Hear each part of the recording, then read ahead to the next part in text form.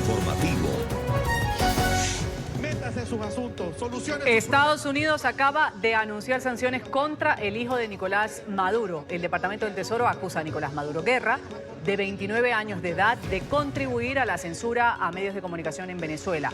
Considera que se ha beneficiado de la industria minera venezolana y ha ayudado a presionar a los militares para mantener fuera del país la ayuda humanitaria que reclama el pueblo venezolano. El hijo de Maduro es el integrante de la cuestionada constituyente madurista. Pero no es lo que queremos, no vamos. Métase en su asunto. Una buena tarde tengan todos en este 28 de junio del 2019. Ruth del Salto los saluda y voy a estar con ustedes en esta hora de actualización de las noticias internacionales. Empezamos. Rezos y lágrimas, migrantes centroamericanos siguen arriesgando sus vidas al cruzar el Río Grande para lograr llegar a Estados Unidos. Pese al evidente peligro y las advertencias de la patrulla fronteriza, llevan consigo menores de edad, en una desesperación y desesperada además decisión por intentar tener un mejor futuro. El mundo todavía no ha salido de la conmoción por el fallecimiento de Oscar y Valeria, e imágenes siguen retratando el drama de la migración. Este grupo, pese al peligro que representa aventurarse en las aguas del Río Grande, insisten en cruzarlo para llegar a Estados Unidos. Desde la otra orilla, la patrulla fronteriza les advierte: si tienen miedo, que quieren pedir asilo, háganlo por el puente, no arriesguen a los niños.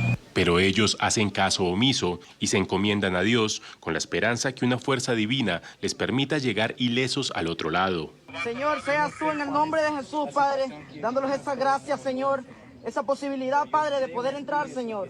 Tú calmas esas aguas, Padre, en el nombre de Jesús, Señor, y los permites pasar, Padre, que tu Espíritu Santo, Señor, caiga sobre nosotros, Padre. Consigo llevan a un bebé, quizás de la misma edad que la pequeña Valeria. La patrulla fronteriza los persuade incluso con una lancha.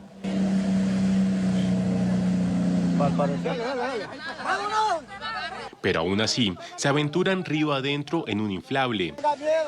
No tengan miedo. Solo minutos después, son interceptados por la misma embarcación que intentó persuadirlos. Cruzar el río Bravo y dejar que las autoridades estadounidenses los atrapen es la última opción que tienen los migrantes. Sin embargo, esto no les asegura que lleven a cabo su proceso de petición de asilo en la Unión Americana. En este mismo río, en la frontera entre México y Estados Unidos, murieron ahogados el salvadoreño, como lo habíamos citado ya, Oscar Martínez y su hija Valeria, de 23 meses de nacida. Ellos intentaban cruzar hacia la Unión Americana. Sus familiares se preparan en estos momentos para velar los restos de sus seres queridos. Las autoridades de México trabajan para repatriar los cuerpos a su país de origen para las exequias. Una migrante de origen peruano asegura haber sido testigo del momento en el que padre e hija perdieron la vida en este río. La mujer ofreció su relato. En eso entonces ellos nadaban, pasaban, ¿no? Y pues no podía tanto nadar a medio del río, ya no pudo, le ganó la fuerza, todo eso, se hundieron. Poco a poco se hundieron, pero la chica todavía no estuvo cruzando, ella veía. En ese entonces ella todo vio que se hundía su esposo y su hijita. Diferentes líderes se han declarado conmocionados por el caso de la niña del padre y su hija que murieron ahogados en el río Bravo. La presidenta de la Asamblea General de la ONU, la ecuatoriana María Fernanda Espinosa, aseguró que casi rompe a llorar cuando vio la imagen y ha pedido a los gobiernos de la región tomar medidas para evitar que casos como estos se repitan.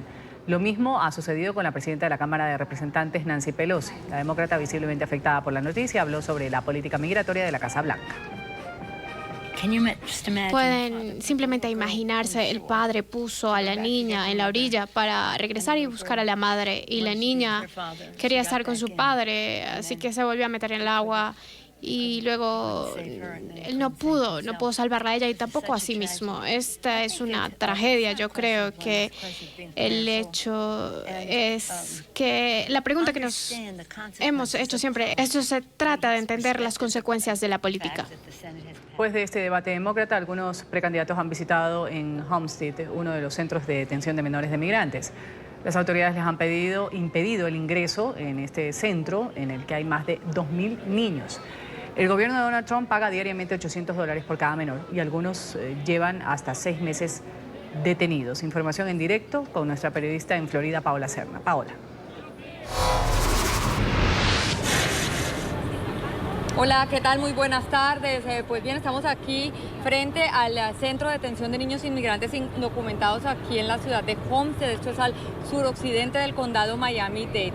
Esta mañana vinieron hasta aquí algunos de los candidatos que se presentaron en estos 2 días de debate demócrata en la ciudad de Miami. Intentaron ingresar al centro de detención para verificar la situación de los niños. Sin embargo, les fue prohibido este acceso. Ellos después brindaron una conferencia de prensa en la cual manifestaron la necesidad de que este tipo de centros sean cerrados y que se gastan millones de dólares de los contribuyentes en estas empresas que mantienen dichos centros y que se lucran pues del dolor y la división de las familias. Escuchemos lo que dijeron los candidatos en esta conferencia de prensa.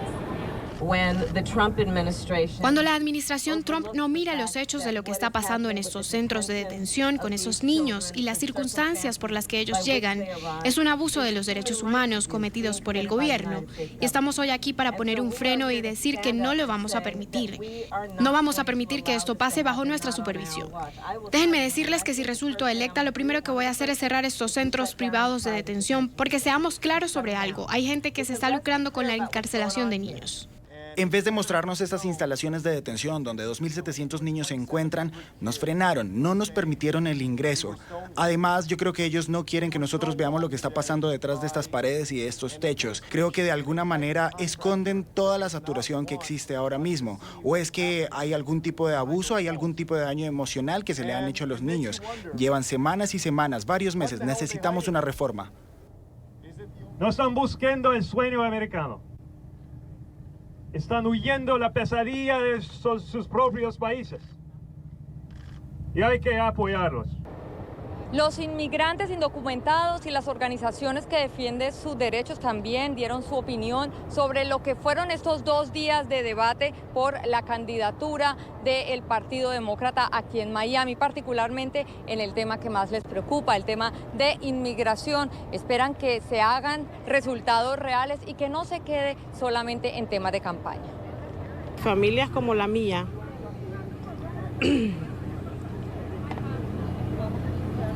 son situaciones bien difíciles que no pasan cuando te separan a la familia, leyes injustas. Por eso le pido a ellos que no solo lo digan en las campañas, que cuando estén en los puestos, que cambien el sistema. Yo creo que tienen que dejar de darle dinero a esas agencias que son privadas, ¿no? Y que lucran con el dinero de los que pagan taxes para separar, para encarcelar, para poner niños en jaulas. El próximo debate demócrata se llevará a cabo los días 30 y 31 de julio en la ciudad de Detroit, Michigan, un estado de batalla que en las elecciones de 2016 estuvo cerca de ganar el presidente Donald Trump. La información desde Miami, soy Paola Serna para NTN 24.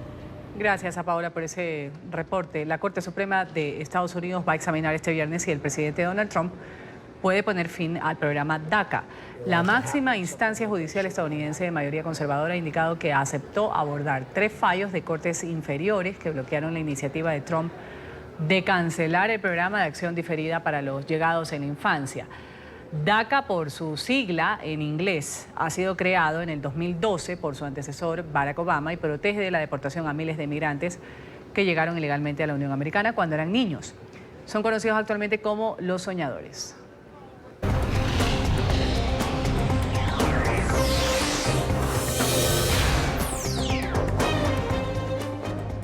El mundo centra su mirada en Estados Unidos, país que este fin de semana es la sede del principal desfile del orgullo gay a nivel global. Se estima que 3 millones de personas van a atender el evento en la ciudad de Nueva York.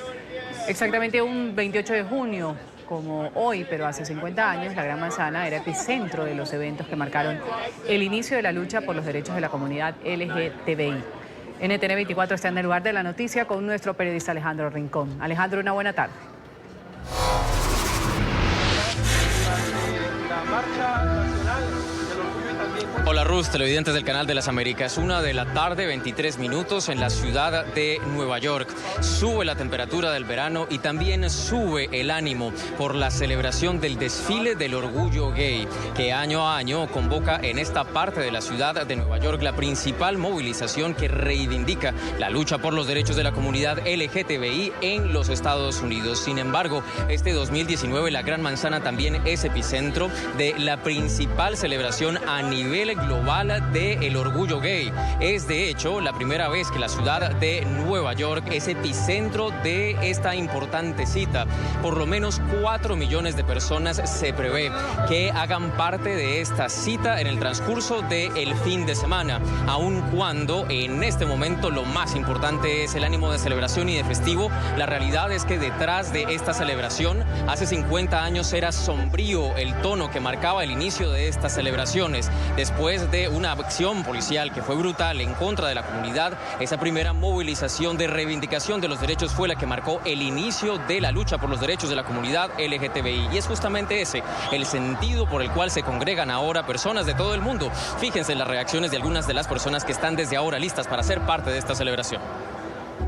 Es un honor bien grandísimo para poder compartir este momento en la historia de LGBT en los Estados Unidos y también en el mundo.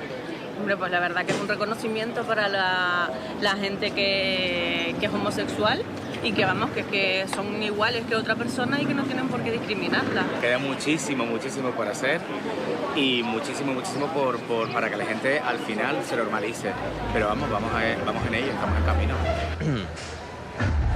Para dar inicio a la celebración del orgullo gay en la ciudad de Nueva York, ahora mismo está celebrándose el día de Stonewall, que tiene conexión directa con el lugar que tienen ustedes detrás de mí, el bar Stonewall Inn, que ese 28 de junio de 1969 era el epicentro de esos incidentes que marcaban el inicio de la lucha por los derechos de la comunidad LGTBI. Recordando esta importante fecha, es que ahora mismo hay una concentración en donde se recuerda la importancia de luchar por los derechos de esta comunidad, justo en una comunidad y en un país en donde parece ir en contravía todavía de los derechos de esta comunidad. Es lo que tenemos para ustedes por ahora. Continúen con más en el informativo.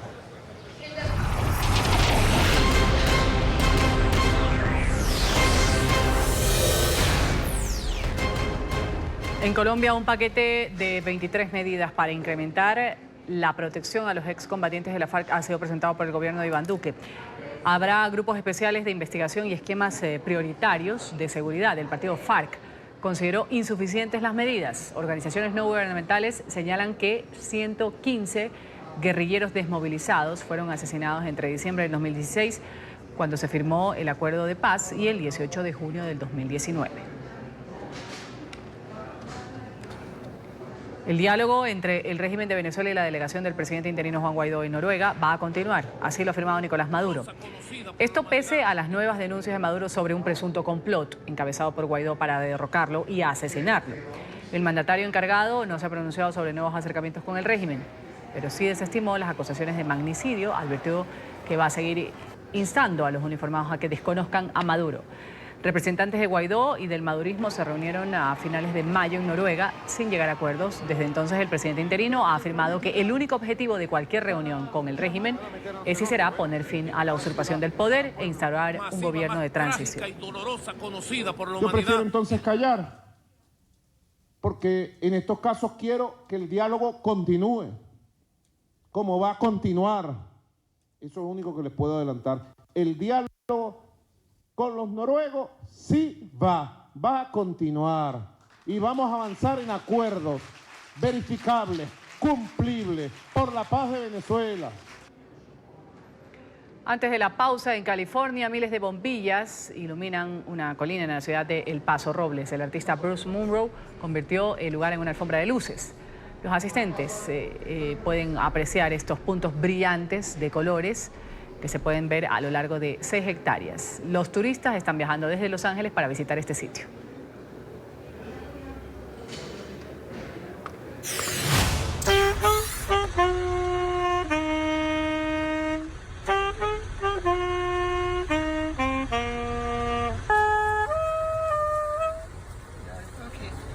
Y al mejor estilo del flautista de Hamelin, este saxofonista ha tocado algo de música para un ganado. Atraídas por la melodía, todas estas vacas terminaron acercándose al hombre. La particular escena ocurrió en un campo en Dayton, en Estados Unidos.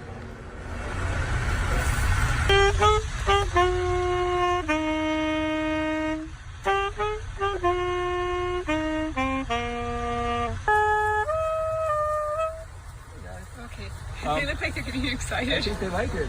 I just think. Okay, I've heard that music can tame the savages. Paso a los anuncios comerciales y enseguida, cuando retornemos, finalmente han demolido lo que quedó del puente Morandi en Génova, en Italia.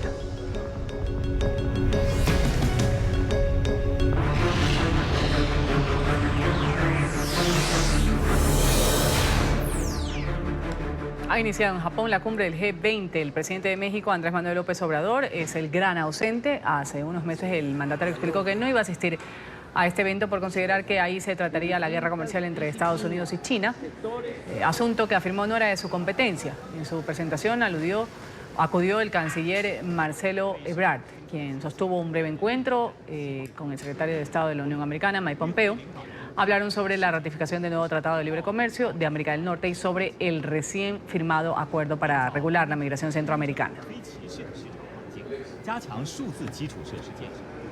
El presidente de Estados Unidos, Donald Trump, se ha reunido con su homólogo de Rusia, Vladimir Putin, a quien le ha pedido en tono sarcástico que no interfiera en las elecciones presidenciales del 2020 en la Unión Americana, en referencia al sonado escándalo de la trama rusa en los comicios del 2016.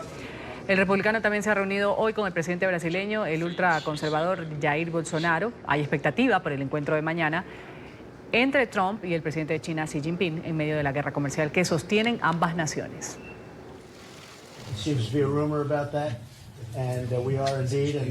Creo que será una reunión productiva y quién sabe, como mínimo será algo productivo. Veremos qué sucede o qué sale de ello. Pero lo estamos haciendo muy bien como país. Estados Unidos es el país más atractivo del mundo en este momento y su economía.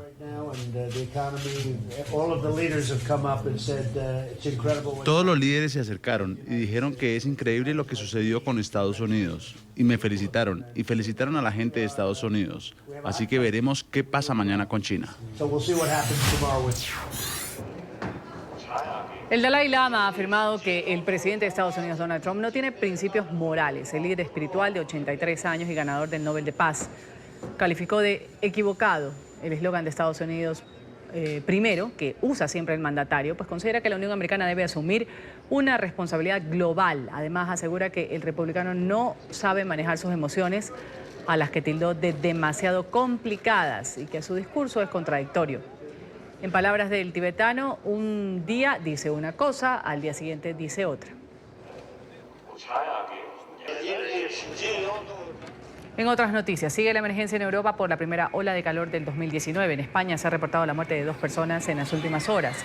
Los bomberos en Cataluña luchan contra las llamas que avanzan sin control. 6.500 hectáreas de bosque han sido arrasadas por el fuego.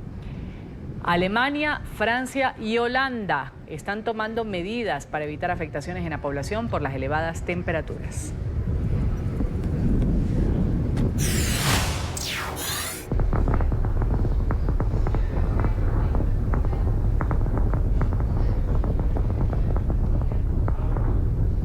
Finalmente han demolido lo que quedó del puente Morandi en Génova, en Italia. Los 2 pilares que permanecían estables quedaron reducidos a escombros. 3.400 personas fueron evacuadas de esta zona. En agosto del 2018 la estructura colapsó y dejó 43 muertos. Hoy se cumple un siglo de la firma del Tratado de Versalles, que puso fin oficialmente a una de las confrontaciones bélicas más sangrientas de toda la historia, la Primera Guerra Mundial. El conflicto internacional estalló en 1914, acabó finalmente el 11 de noviembre de 1918. El tratado se firmó el 28 de junio de 1919 entre los países aliados y Alemania en el Salón de los Espejos del Palacio de Versalles.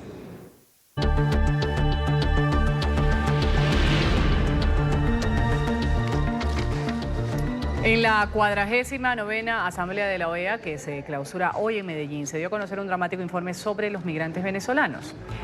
4 millones de personas han salido de Venezuela. Lo han hecho para huir de las políticas del régimen de Nicolás Maduro. Los principales destinos son Colombia, con 1.3 millones de venezolanos. Perú tiene 768.000.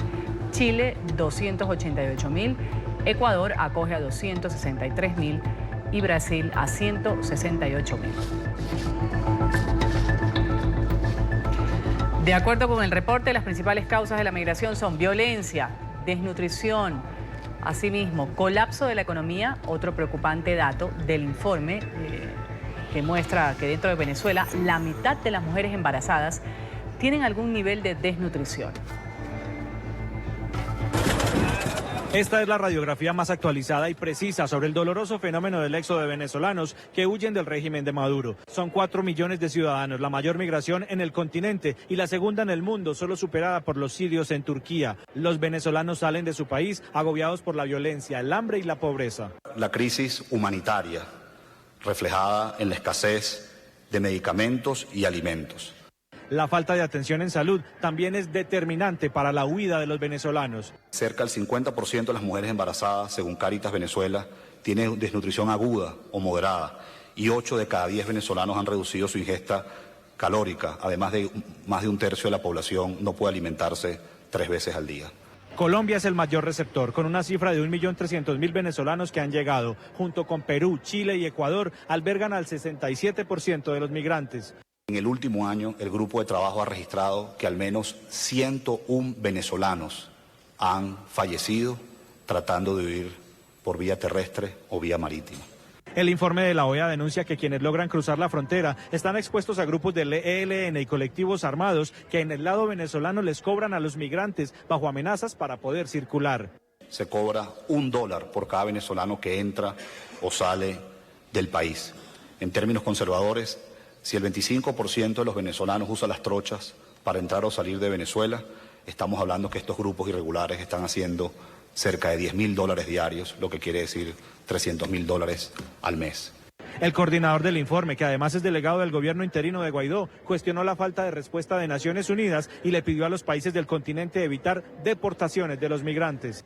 Los principales desafíos que hoy se tiene es el derecho a la identidad, el acceso a la salud pública y educación, así como también las oportunidades para insertarse en los mercados laborales. En España y Estados Unidos, la mayor cantidad de solicitudes de asilo es por parte de venezolanos, quienes se vieron obligados a abandonar su país, todos los días guardan la esperanza de poder regresar. Estados Unidos ha impuesto sanciones contra el hijo de Nicolás Maduro. El Departamento del Tesoro acusa a Maduro, Guerra, de 29 años de edad, de contribuir en la censura a los medios de comunicación en Venezuela. También lo señala de presionar a los militares para mantener fuera del país la ayuda humanitaria que reclama el pueblo venezolano. El hijo de Maduro es integrante de la cuestionada constituyente madurista, órgano desconocido por Estados Unidos por considerar que fue elegido en elecciones fraudulentas. Llegaríamos y tomaríamos. El Departamento de Tesoro de Estados Unidos ha impuesto sanciones económicas contra el exministro de Energía, Luis Alfredo Mota, y el exdirector de la Corporación Eléctrica Nacional, Eustiquio Lugo, por su presunta vinculación en los apagones que colapsaron Venezuela el pasado mes de marzo y que causaron la muerte de al menos 21 personas según reportes oficiales. Washington ha acusado a los allegados a Nicolás Maduro de lavado de dinero y de haber recibido sobornos de empresarios para adjudicarles millonarios contratos a través de la compañía eléctrica. Agradecemos su sintonía con el informativo del Canal de las Américas. Vamos a volver en una hora con una actualización de los hechos que son noticia en el mundo. Nos puede seguir por Twitter, @NTN24, y también nuestro portal web de información www.ntn24.com. Una buena tarde.